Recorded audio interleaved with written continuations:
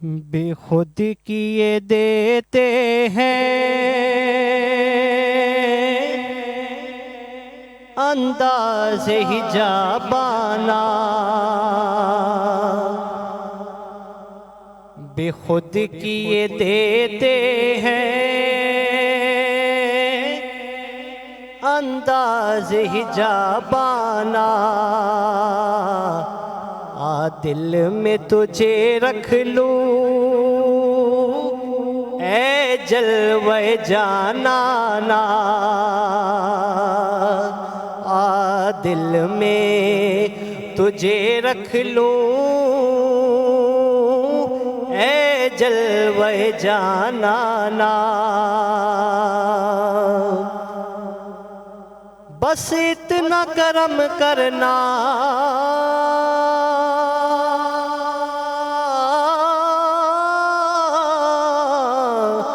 ए चश्मे करीमाना, बस इतना करम करना ए चश्मे करीमाना। जब जान लबों पर हो तुम सामने आ जाना, जब जान लबों पर हो तुम सामने आ जाना। दुनिया में मुझे तुमने जब अपना बनाया है, दुनिया में मुझे तुमने जब अपना बनाया है, ओ महशर में भी कह देना ये है मेरा दीवाना। महशर में भी कह देना ये है मेरा दीवाना। बेदम वापसी लिखते हैं, पीने को तो पी लूंगा पर अर्ज जरा सी है, पीने को तो पी लूंगा पर बात जरा सी है। अजमेर का साकी हो बगदाद का मैं खाना, अजमेर का साकी हो बगदाद का मैं खाना। जी चाहता है तोहफे में भेजूं मैं उन्हें आंखें,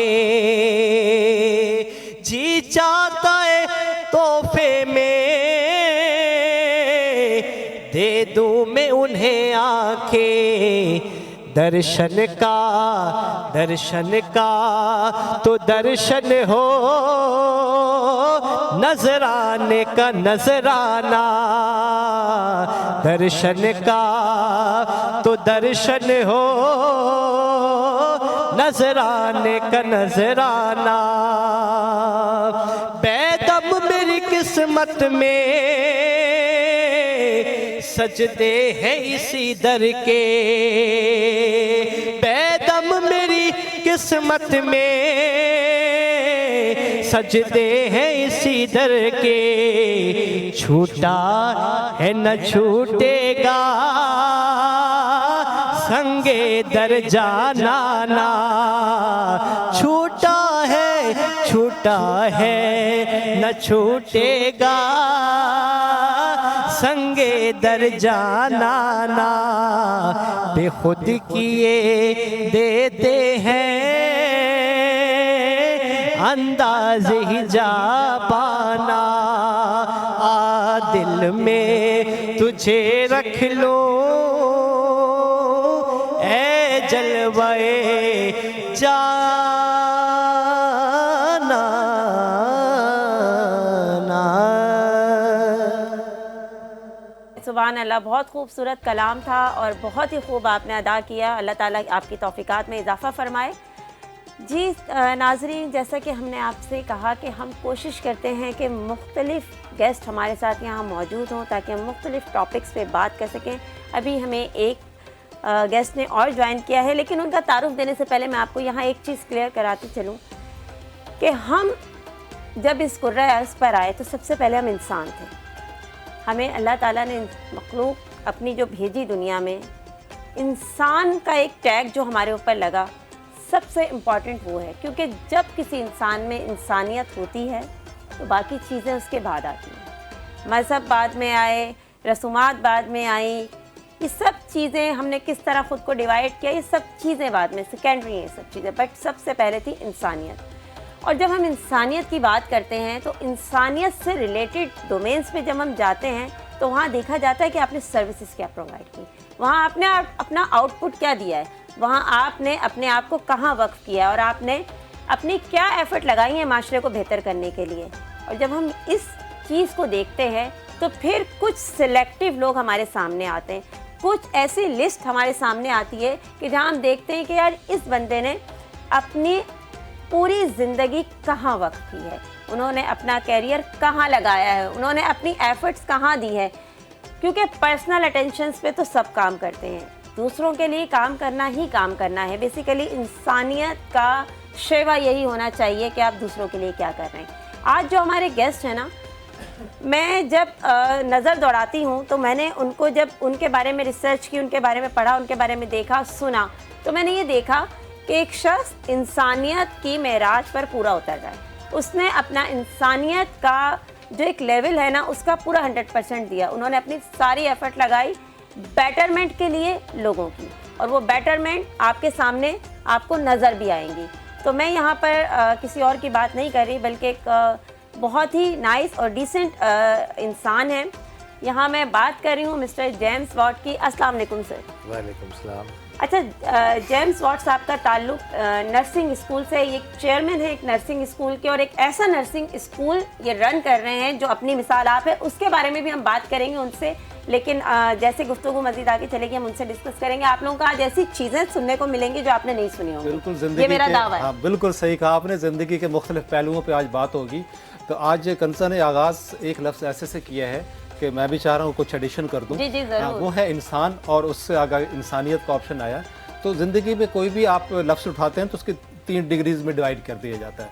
फर्स्ट, सेकंड, थर्ड नॉर्मल यही होता है। अगर हम पहले देखें तो सबसे पहले हम अल्लाह पाक ने हमें बतौर इंसान इस दुनिया में भेजा, तो फिर हम थोड़ा सा और आगे बढ़े तो फिर हम मुसलमान हुए। जब हमारे कानों में अल्लाह अकबर की आवाज़ें आई तो फिर हम मुसलमान हो गए। लेकिन जब थोड़ा और बेहतर हुए तो फिर पता चला कि एक सिटीज़नशिप मिली और फिर हम पाकिस्तान हो गए। पहले इंसान, फिर मुसलमान और फिर पाकिस्तान। इसके अलावा चौथी डिग्री तो कहीं होती ही नहीं। फर्स्ट, सेकंड, थर्ड ही रहती, ठीक है। और फिर इसके बाद हमने फुल स्टॉप लगा दिया कि पाकिस्तान के आगे जितनी भी तफरकेबाजियाँ हैं, जितनी सुबाइयत है, लिसानियत है, हम इस पर कभी बात नहीं करेंगे। हमारी बात होगी तो इंसानियत पे होगी, हमारी बात होगी तो इस्लाम पे होगी, और हमारी बात होगी तो पाकिस्तान पे होगी। बिल्कुल, बहुत ही और पाकिस्तान के दीगर जितने शोबे हैं हम इनको साथ लेके चलते हैं। जैसे अभी हमारे मेरे उल्टे हाथ पे जो अभी तारुफ हुआ, सीधे हाथ पे पहले तारुफ हो चुका, ये वो फूल हैं यहाँ पे जो अपनी अपनी फील्ड में इतनी एक्सपर्टीज़ रखते हैं कि जब हम आप इनके अल्फाज आप तक पहुँचेंगे, आप भी वाकई सुनेंगे कि हाँ यार, ये तो हम पहली बार सुन रहे हैं ऐसा कुछ। अच्छा, मैं यहाँ पर क्योंकि डॉक्टर सिद्रा जो हैं जब भी हमारे प्रोग्राम में आती हैं ना, तो ये बड़े शॉर्ट टाइम के लिए आती हैं, और ये मेरा इनसे गिला है, बस क्या कर सकते हैं, वही डॉक्टर है और कुछ भी कह सकती हैं वो। तो मैं डॉक्टर सिद्रा की तरफ टाइम ज़ाया किए बगैर जाऊँगी। डॉक्टर साहिबा, आप जिस फील्ड से हैं, अच्छा एक तो एस्थेटिक, ऊपर से होम्योस्थेटिक, तो आपने मतलब एक वैल्यू ऐड कर दी एस्थेटिक फील्ड में ना। तो खवातीन बेसिकली आजकल जितना मैं देख रही हूँ, नॉर्मली लोगों का ये इंटरेस्ट होता है हर लेडी का कि मैं खूबसूरत बनूं, मैं अच्छी दिखूं, मेरी स्किन बेहतर हो जाए, मेरे बाल बेहतर हो जाए। अच्छा, इसमें 2 फैक्टर हैं, मैं इस पे आपसे रोशनी चाहूँगी। एक तो ये है कि पहले तो ये होता था कि हमारे क्योंकि नेचुरल चीज़ें होती थी तो औरतों की ब्यूटी बहुत ज़्यादा लंबे अरसे तक होती थी और अच्छी दिखती थी, स्किन अच्छी हेल्दी होती थी, बाल हेल्दी होते थे। बट इस टाइम जब हम देखते हैं तो लेडीज़ बहुत जल्दी जो है वो एजिंग की तरफ चली जाती हैं, उनके हेयर फॉल शुरू हो जाते हैं, उनका कलर डिम होना शुरू हो जाता है, इवन के बॉडी में बहुत सारी जो है उनकी डेफिशिएंसीज जो है वो ज़्यादा होती हैं, तो चीज़ें दिख रही होती हैं। तो मैं आपसे इस बारे में पूछना चाहूँगी कि अब में और पहले में ऐसा क्या फ़र्क है जो अब हम इतना ज़्यादा रेशो इस चीज़ का देख रहे हैं कि हमें अब हर बंदे को एस्थेटिक में जाना ही पड़ता है? अब देखें, इसमें सबसे पहले तो ये भी मैं बताना चाहूँगी कि इन्वायरमेंटल चेंजेस भी बड़ी वैल्यू रखते हैं। ठीक है। दूसरी बात यह है कि हम लोग पहले ऑर्गेनिक चीज़ों पे ज़्यादा जाते थे, अब हम केमिकल बेस्ड चीज़ों पे ज़्यादा आ गए, हम उनका फोकस हो गया है। हम लोग इंस्टेंट चीज़ें मांगते हैं, ठीक है, हम लोग उसको टाइम नहीं देते। जब आप ऑर्गेनिक कुछ यूज़ कर रहे होते हैं तो वो टाइम कंज्यूम करता है, ठीक है, उसको टाइम लगता है। हम चाहते हैं कि हम अभी अगर हम कलर की बात करें तो हम अगर एक दफ़ा कोई भी ट्रीटमेंट लें और हम गोरे चिट्टे होके निकल के आ जाए, ठीक है ना, ऐसे ही हम लोग चाहते हैं इंस्टेंट है, शॉर्टकट चाहिए, शॉर्टकट चाहिए। तो इसकी ही ये वजूहत हैं। और हमारे एस्थेटिक की ख़ास बात ये है कि हम जो भी एस्थेटिक का काम कर रहे हैं वो ऑर्गेनिक बेस पे, केमिकल फ्री और होम्योपैथिक सीरम्स, होम्योपैथिक मेडिसिन्स और होम्योपैथिक ऑयल्स, जो हम तमाम चीज़ें यूज़ कर रहे हैं वो होम्यो बेस्ड यूज़ कर रहे हैं, जो कि यहाँ पाकिस्तान में और कहीं भी नहीं हो रही सिवाय मेरे क्लिनिक के। तो ये चेंजिंग्स हैं। और इसी बात को, जैसे आपने कहा कि पहले लॉन्ग टर्म चलती थी सारी चीज़ें, उसी बात को मद्देनज़र रखते हुए हमने केमिकल से फ्री अपनी तमाम प्रोडक्ट्स भी मेरी अपनी हैं जो मैं यूज़ करती हूँ क्लिनिक पे या मैं जो अपने पेशेंट्स को देती हूँ, तो इसी बात को मद्देनज़र रखते हुए हमने केमिकल फ्री चीज़ों की तरफ जो अपना कदम उठाया, ये इसमें। अच्छा, ये केमिकल फ्री चीज़ें जो होती हैं बिल्कुल ये लॉन्ग लास्टिंग भी होती हैं और फिर किसी भी बीमारी की जड़ तक पहुंचती हैं और फिर उसको हील करती हैं। तो मैं इसमें एक चीज़ आपसे और पूछना चाहूँगी कि अभी जो डिफरेंट ट्रीटमेंट्स हैं, बोटॉक्स हो गई या फिलर्स हो गए, तो ये आया कि स्किन के लिए या बॉडी के लिए मतलब बेहतर है या कोई इसके भी साइड इफ़ेक्ट्स होते हैं? नहीं, देखिए, साइड इफ़ेक्ट्स नहीं है। किसी भी चीज़ को अगर हम एक सही अंदाज में करने जाएं तो उसके साइड इफ़ेक्ट्स नहीं। डेफिनेटली दुनिया में हो रहा है, एफडी अप्रूव्ड है, तो उसके साइड इफ़ेक्ट्स नहीं है। लेकिन अगर किसी भी चीज़ को हम ज़्यादा कर लें या करने एक्सेस चले जाए या फिर करने वाले एक्सपर्ट्स ना हो, तो देन उसकी जो है ना दूसरी तस्वीर सामने आती है। अच्छा, ये बड़ा इम्पॉर्टेंट एक बात है, इन्होंने जो डॉक्टर सिद्रा ने भी कही कि आप किससे ट्रीटमेंट करवा रहे हैं ये बहुत मैटर करता है। अगर आप किसी लोकल डॉक्टर की तरफ जाएंगे तो उसका रिजल्ट भी गलत निकलेगा और आपको मे भी पॉसिबल कोई हार्मफुल आपकी बॉडी पे। लेकिन लोकल डॉक्टर तो थोड़ी सी यहाँ करेक्शन करूँगी, जिसकी एक्सपर्टीज़ हो ना, जिसकी एक्सपर्टीज़ हो वो उसमें हाथ डाले, मैं ये कहती हूँ, ठीक है ना। अब जैसे अब हम पाकिस्तान की बात कर लेते हैं, तो पाकिस्तान में होम्योपैथिक में माइनर सर्जरीज नहीं होती हैं, जबकि अगर आप बाहर चले जाएं, आप इंडिया को देख लें तो वहाँ पे होम्योपैथिक में माइनर सर्जरीज होती है, निडल्स का काम होता है, वहाँ उनको हुकूमत जो है वो सपोर्ट करती है, उनके सिलेबस में ये चीज़ है और वहाँ एमडी हो रहा है, मतलब मज़ीद बड़ी अपॉर्चुनिटीज़ हैं। अब यहाँ पे हमारी बाउंड्रीज़ हैं, रिस्ट्रिक्शंस हैं, तो इन रिस्ट्रिक्शंस को मद्देनज़र रखते हुए हमने अपने डोमेन्स को देखते हुए जिनकी अम्ब्रेला में काम करना है, जिनकी सपोर्ट के साथ काम करना है, हम उन सबको लेके चल रहे होते हैं। क्योंकि एक चीज़ होती है बाकायदा, एक चीज़ होती है बेकायदा। तो हमने बेकायदगी की तरफ नहीं जाना है, बाकायदा हमने काम करना है। तो हमने अपनी डोमेन्स को देखते हुए according to law of Pakistan इन तमाम चीज़ों को देखते हुए हमें चलना होता है। तो उसमें जिसकी जो एक्सपर्टीज़ होती हैं वो ही उसमें सही से काम करता है। बिल्कुल, ये बहुत अच्छा पॉइंट है। जो एक्सपर्टीज़ हैं उन्हीं के पास जाएं तो ज़्यादा अच्छा होता है, क्योंकि जनरल डॉक्टर तो क्लिनिक तो हर जगह पे मौजूद है। बिल्कुल, अब उनमें एक्सपर्टीज़ है या नहीं है तो वो कंफर्म नहीं होता। वो सस्ता तो इलाज ज़रूर हो जाता है, लेकिन ये नहीं पता चलता कि थोड़ी देर में होने वाला क्या। जी, बिल्कुल ऐसे ही है। मैं इसी को हम लेके चलते हैं मेरे ख्याल से डॉक्टर नौशीन भट्ट साहिबा की तरफ, नेफ्रोलॉजिस्ट हैं।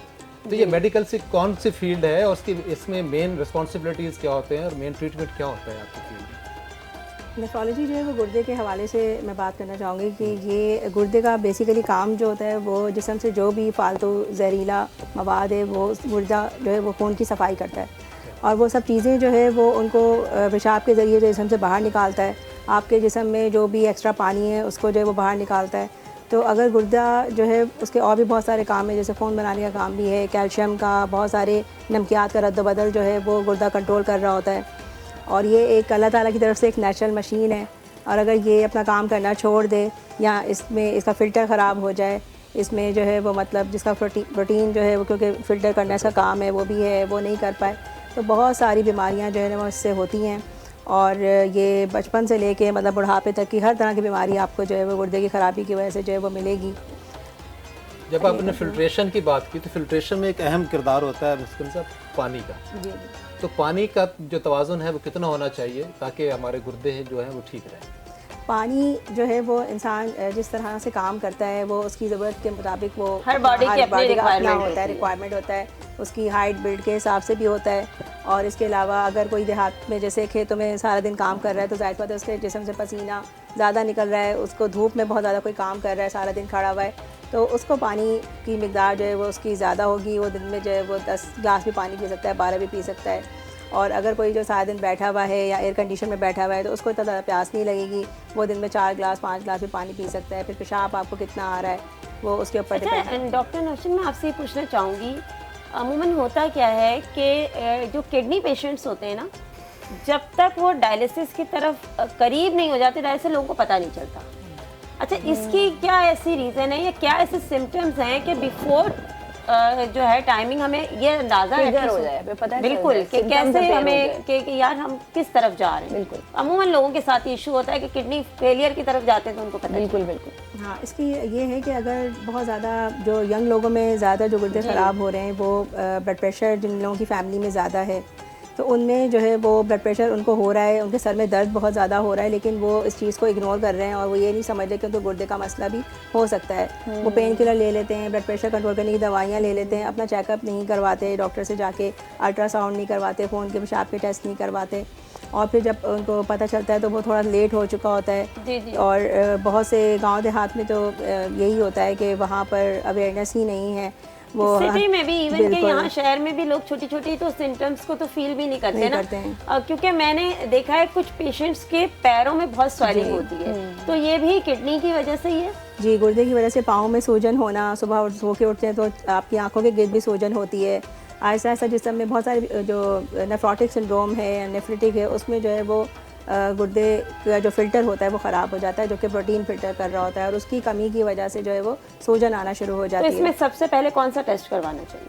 इसमें यूरिन डी आर यूरिन एक सिंपल इसमें क्लियर हो टेस्ट जाता है। किसी भी लेबॉर्ट्री से हो जाता है, मतलब एक स्ट्रिप टेस्ट है, बहुत ही चीप, बहुत सस्ता टेस्ट है, और उससे पता चल जाता है कि यूरिन में प्रोटीन आ रही है। ओके, अच्छा ये बड़ा इम्पोर्टेंट एक क्वेश्चन था क्योंकि मैंने इसलिए क्वेश्चन किया कि अमूमन लोगों के स्वेलिंग होती है आइज़ के नीचे भी और पैरों में भी, बट वो इग्नोर करते हैं, उनको लगता है मे बी पॉसिबल कुछ और वजह हो, या हम बहुत देर खड़े रहें तो स्वेलिंग आ गई है, या सो के उठते हैं तो हो जाती है। लेकिन हमें इन चीज़ों को देखना होगा कि अगर बिफोर टाइम हम थोड़े अलर्ट हो जाएं तो हम बहुत बड़ी बड़ी मुसीबतों से बच सकते हैं। मैं यहाँ जेम्स साहब की तरफ जाऊँगी। मेरी इनसे मुलाकात हुई इनके नर्सिंग स्कूल में, मैंने इनका नर्सिंग स्कूल विज़िट किया तो मुझे बड़ा अच्छा लगा और मैंने उन्हें फिर इनवाइट किया कि आप आएँ। सर बेसिकली मैं ये ख़ुद भी बता सकती हूँ, लेकिन मैं चाहती हूँ आप बताएं अपने नर्सिंग स्कूल के बारे में, आपकी थॉट, आपका विज़न। आपने, क्योंकि आप ख़ुद भी इस फील्ड से थे, तो आपने ऐसा क्या सोचा कि आपने नर्सिंग स्कूल का एक प्रोजेक्ट मार्केट में ऐसा लॉन्च किया कि जिसने जो है वो मतलब सबकी बोलती बंद कर दी? असल में बेसिकली मैं भी नर्स हूँ, जी। ठीक है, मैंने भी नर्सिंग की है, लेकिन मेरी जो स्टार्ट है ना वो माजूर बच्चों के अदारे से है। अच्छा। 2 बच्चों से लेके 60-70 बच्चे तक, तो माजूर बच्चों के अदारों के साथ काम कर रहे थे। तो मेरा अपना माजूर बच्चों का अदारा था, 2 थे, ठीक है। दारुल रहमत के नाम पे। सही। तो उनके साथ जब मैं काम करता था तो जब मैं उस वक्त स्टाफ नर्स था, मैं लियाकत नेशनल से मैंने नर्सिंग की, अच्छा। और माशाल्लाह। लियाकत में स्टाफ बना, वहीं सुपरवाइज़र, वहीं असिस्टेंट मेट्रन, वहीं पर टीचर, वहीं वाइस प्रिंसिपल। तो मैं इन अदवार से गुजर रहा था और गुज़रता था। तो मैंने नर्सिंग जब की तो फिर उसके नर्सिंग जब कर रहा था ना, तब भी मेरा पहले ही ऑलरेडी अदारा था। ठीक है। तो मेरी खिदमत हमारे एरिया में आगा खान वाले जो है वो काम कर रहे थे कम्युनिटी सेंटर में। तो वो जब कम्युनिटी में काम करते उन्होंने वाइंड अप किया, तो अब कम्युनिटी को कोई देखने वाला नहीं था, 40,000 की आबादी को। तो और ये पहले वही काम कर रहे थे, इसको भी उन्होंने वाइंड अप कर दिया। सही। तो वो बच्चों का क्या करते, जी ठीक है, बिल्कुल। वो ऐसे बच्चे जिनको माशरा भी कई जगहों पे नहीं तस्लीम बिल्कुल करता, accept कई नहीं ऐसे बच्चे हैं जिनको माँ बाप भी शर्मिंदगी महसूस करता है उठा के कहीं लेके जाने के लिए। बिल्कुल। तो उन बच्चों को मैं जब लियाकत में, तो मैं हमारे पास बलोच, सिंधी और इस साइड पे पठान एरिया था। तो आपको पता है कुछ हमारे इस्लामी कल्चर में कुछ फैमिली में पर्दादारी और ख़वातीन नहीं निकलती, तो मैं उन बच्चों को खुद उठा के अच्छा। माजूर बच्चों को उठा के ला के तो अदारे में छोड़ के फिर सुबह 8 बजे 8:30 बजे अपनी ड्यूटी पे जाता था। ज़बरदस्त, और क्या मेरी मिसेज और मेरा स्टाफ सारा था वो काम करता था, तो अपनी ड्यूटी भी करता था और अदारा भी चल रहे थे। तो उस अदारे से साथ खिदमत खलक जो है जी, वो जी। इजाफी थी। जी जी। ड्यूटी तो से फिर हटके काम। उससे जो है वो फिर हमने अपने स्टाफ को एरियाज में भेजते थे कि ये फाइंड आउट करो कि भाई इन माजूर बच्चों की वजूहात क्या है। ठीक है। अब उस वजूहात का हमें ये पता चला कि मेन चीज़ जो है वो ख़वातीन को जो चेकअप का कोई नहीं था वहाँ, जितने भी कोएक्स डॉक्टर और ये वो या दाइयों का सिलसिला जैसे वो गांव में होता है, तो माएँ तो उन्हीं को देखती थी, उन्हीं को चेकअप कराना। और वो फिर जैसे अभी डॉक्टर साहब हैं तो वो गायनी के डॉक्टर तो डाइट वाइट मदर को बताती हैं, जी बिल्कुल। और वो तो इतना नहीं बताती थी, वो कहती थी डाइट खाओगे तो बच्चा हैवी मोटा ताज़ा पैदा होगा, और अगर वो डिलीवर ना हुआ तो ये अस्पताल जाना पड़ेगा। तो ऐसी चीज़ें जो है वो हमें पता चला माशरे के अंदर जो है, उस पर फिर देखा। फिर मैंने अपना एक प्राइमरी हेल्थ केयर सेंटर शुरू कर दिया। ज़बरदस्त। तो उसमें यह था कि एंटीनेटल किया, उसके अंदर जो है इम्यूनाइजेशन वैक्सीनेशन का प्रोग्राम शुरू किया। फिर हमने फैमिलियों को जाके जो है वो हेल्थ एजुकेशन प्रोवाइड करनी शुरू की। आपको पता है हमारे माशरे में सबसे बड़ी एक फुकदान जो है वो एजुकेशन एक और चीज़ है, Awareness। हेल्थ एजुकेशन और चीज़ है। जी। ठीक है। अब पीएचडी मास्टर्स किया, उसको खुद नहीं पता ब्रशिंग कैसे करनी है, उसको ये नहीं पता उस माँ को कि भाई मुझे प्रॉपर हेल्थ की अपनी सेफ्टी कैसे कैसे है। करनी है। तो ये चीज़ों को फिर मद्देनज़र रख के हमने फिर जो है वो घरों में सब कुछ भेजा। और लोगों के अंदर ये आपको पता है ना, किसी डिस्पेंसर के साथ जो डॉक्टर बने होते हैं, हमसे जो दवाई लेने जाए तो वो कोशिश करते हैं कि वो इसी से दवाई लेने। एमबीबीएस वाला हाथ पे हाथ रख के बैठा होता है, मैडम को भी पता है इस बात का, ठीक है। या फिर वो अपनी एक्सपेंस उनको समझते हैं, या वो है, और वो जो है वो नहीं समझेगा कि इसको ड्रिप की ज़रूरत है कि नहीं है। वो जो डिस्पेंसर है उसको तो पैसे बनाने हैं, पैसे बनाने हैं। तो उसको तो ड्रिप और फिर माशरे में ये बड़ा एक सिस्टम बन गया कि जो डॉक्टर ड्रिप लगाएगा ना वो डॉक्टर बड़ा वो अच्छा है। डॉक्टर या इंजेक्शन या जो टीका लगाएगा ना वो अच्छा है। और वो और वो जो और वो जो डॉक्टर है ना वो भी मतलब ऐसे ही है। तो वो भी ऐसे इंजेक्शन लगा देते हैं जिससे या नींद आ जाती है या थोड़ा जल्दी पेन किलर होता है या पेन फिर किलर जो वो आ जाता है। तो फिर वो हमने शुरू किया। फिर हमारे पास जो बच्चियां काम करती थी ना, हमने कहा कि भाई इनका फ्यूचर क्या है। फिर मैंने मेरे उस कम्युनिटी सेंटर में कराची के 20-25 जितने भी नर्सिंग स्कूल हैं ना इस वक्त कराची में, ये सारे मेरे पास कम्युनिटी सेंटर में अपनी नर्सिस को लेकर आते थे। अच्छा। तो ये नर्सिस को कम्युनिटी में विज़िट कराना, फिर इनसे हमने सर्वे कराने, सब कुछ कराना। और मेरा ऑलरेडी 82 से नर्सिंग से मैं वाबस्ता हूँ। तो उससे ये होता था कि फिर मैंने कहा कि ये तो हमसे फ्री सर्विसेज ले रहे हैं, हम क्या इनको दे रहे हैं। मुर्शिद हो गया, लियाकत है, ज़ियाउद्दीन है, ये जितने भी इंस्टीट्यूट थे।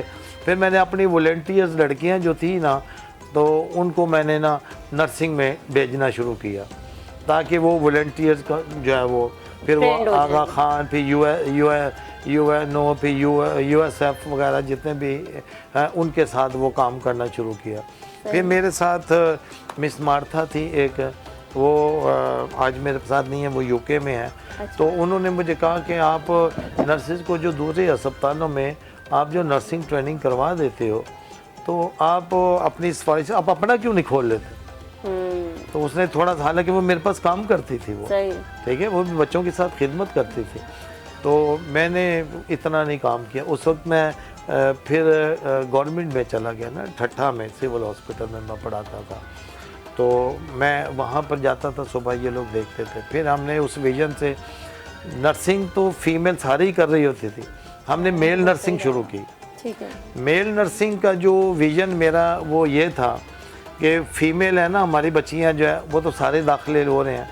अब ये होता कि जैसे आप बेटी हो, अगर आप नर्स हो, आप शादी होगी, ख़ानदान अच्छा मिल गया, डॉक्टर है, शादी अच्छी हुई, वो उनको करवा कुछ नहीं रहे, माशाल्लाह वो खाते पीते हैं, फैमिली की ज़रूरत नहीं है। तो वो उनकी तो फैमिली डेवलपमेंट नहीं होगी, उनकी सेल्फ डेवलपमेंट रह जाती है, ठीक है। लेकिन वो सेल्फ डेवलपमेंट अपनी फैमिली को तो हेल्थ के लिए कर है, लेकिन उसकी फैमिली डेवलपमेंट नहीं हो रही है, फाइनेंशियली नहीं हो रही। तो मेल जो है ना, उसने जब तक जीना है ना, उसने यही करना। उसने अपना खानदान अपना वो है, तो हमने उसको ना फैमिली डेवलपमेंट प्रोग्राम में मेल नर्सिंग स्कूल खुलवा, जबरदस्त। ठीक है। तो उस ज़माने में प्राइवेट सेक्टर में बीइंग ए नर्स, पाकिस्तान में मैं पहला नर्स हूँ जिसने नर्सिंग इंस्टीट्यूट खोला। जबरदस्त, बहुत बड़ी ठीक बात है। है, बहुत बड़ी बात है। और आज मेरे अपने जो स्टूडेंट मुझसे पढ़ के गए हैं, 6, 7, 8 स्टूडेंट ऐसे हैं जिन्होंने अपना अब नर्सिंग स्कूल खोला हुआ, क्या बात है। मजीद आगे जो दूसरे ब्रांचेस हैं वो सूबों में बनती भी। जा हाँ रही हैं। जी। अच्छा, मैं यही आप लोगों को बताना चाहती थी कि इनका जो विजन था ना इस स्कूल का, ये बड़ा डिफरेंट था। सेकंड, एक चीज़ और इन्होंने की कि जो लोग इनके पास थे, जो इस टीचर्स जो इनके साथ वॉलंटियर्स थे, इन्होंने उनको भी ग्रेजुएट करवाया। ये चीज़ भी मैं यहाँ पे हाईलाइट करूँगी कि इन्होंने उनको ग्रेजुएट करवाया ताकि उनके पास एक ऑथेंटिक डिग्री हो और वो ज़िंदगी के किसी भी मकाम पर जब जाएं तो वो कहीं मार ना खाएं। ये एक बहुत पॉजिटिव पॉइंट था। तो यहाँ पर जो है हम एक खुरम भाई की तरफ भी जाएंगे। खुरम भाई, ये जो मैसेज इन्होंने दिया है अपने किरदार से, तो आप क्या समझते हैं कि माशरे को इस तरह के लोगों की ज़रूरत है ताकि हमारे माशरे में कुछ आउटपुट निकले ना? तो आप भी सोशल प्लेटफॉर्म पर हैं, तो थोड़ा सा आपका क्या मौक़िफ़ है? देखिए, ये एक बड़ा पॉजिटिव काम है और इसमें जो इनकी पॉजिटिविटी है वो ये कि ये अपने वॉलंटियर्स को भी छोड़ नहीं रहे। उन वॉलंटियर्स को वो अपग्रेड कर रहे हैं और उनको ये बताना चाहते हैं कि इन फ्यूचर आपको अगर किसी जगह पे आपको अच्छी अपॉर्चुनिटी मिल रही है तो वो एक एसओपी है माशरे की कि आप मास्टर हो, ग्रेजुएशन हो। क्योंकि अगर आप मास्टर या ग्रेजुएशन नहीं होंगे तो आपको वो अपॉर्चुनिटी, अवेलेबिलिटी एसओपी की पूरा नहीं करेंगे तो आप वहाँ बैठ नहीं सकते। तो ये जो इनकी नर्सिंग स्कूल का जो एक मैं ये समझता हूँ कि इन्होंने सिर्फ उसको ये नहीं समझा कि हम इससे कमर्शलाइजेशन के ऊपर कमाएं, बल्कि जैसा इन्होंने ये बताया कि इनके 6 से 8 बच्चे जो हैं, जो इनके यहाँ से निकले हुए हैं, उन्होंने अपने स्कूल खोल लिए। देखिए, बात यही होती है कि चिराग से चिराग जलता है और जब माशरे में पॉजिटिव लोग आते हैं किसी भी माशरे में तो वो अपनी चीज़ों को बेहतर करते हैं। अच्छा, ये बड़ी अच्छी बात खुरम भाई ने की है कि ये चिराग से चिराग जलता है। हम इसी बात को यहीं से कंटिन्यू करेंगे, लेकिन क्योंकि हमारे पास थोड़ा वक्त ब्रेक की तरफ जाने वाले होते हैं तो हमें थोड़ा सा सम अप करना पड़ता है। लेकिन क्योंकि डॉक्टर सिद्रा को जाना है तो मैं चाहूँगी कि डॉक्टर सिद्रा से मैं एक मैसेज ऐसा ले सकूँ कि जो मोटिवेशन बन सके आने वाले ऐसे लोगों का जो आपकी इस फील्ड में आना चाहते हैं।